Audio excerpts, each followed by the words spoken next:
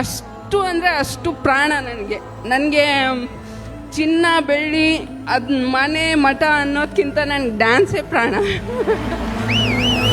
Shock ಆಗ್ತಿದ್ದಾರೆ ನಮ್ಮ ಮನೆಯಲ್ಲೆಲ್ಲ, ಊರಲ್ಲೆಲ್ಲ ಶಾಕ್ ಆಗ್ತಿದ್ದಾರೆ. ಮದುವೆಗಳಲ್ಲಿ ಡ್ಯಾನ್ಸ್ ಮಾಡ್ತಾ ಇದ್ದೆ, ಊರುಗಳಲ್ಲಿ ಏನಾದರೂ ಫಂಕ್ಷನ್ ಇದ್ರೆ ಡ್ಯಾನ್ಸ್ ಮಾಡ್ತಾ ಇದ್ದೆ, ಅಲ್ಲೆಲ್ಲ ಎಂಜಾಯ್ ಮಾಡೋರು.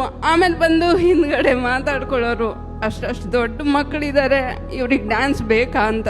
ಬಟ್ ನಾನು ಯಾರು ಮಾತಾಡಿದ್ರೇನು, ಡ್ಯಾನ್ಸ್ ನನ್ನ ಖುಷಿ, ನನ್ನ ಆತ್ಮಸಾಕ್ಷಿಗಾದರೂ ನಾನು ಮಾಡ್ಬೇಕಂತ ಹೇಳ್ಬಿಟ್ಟು ನಾನು ನಿಲ್ಲಿಸ್ಲಿಲ್ಲ.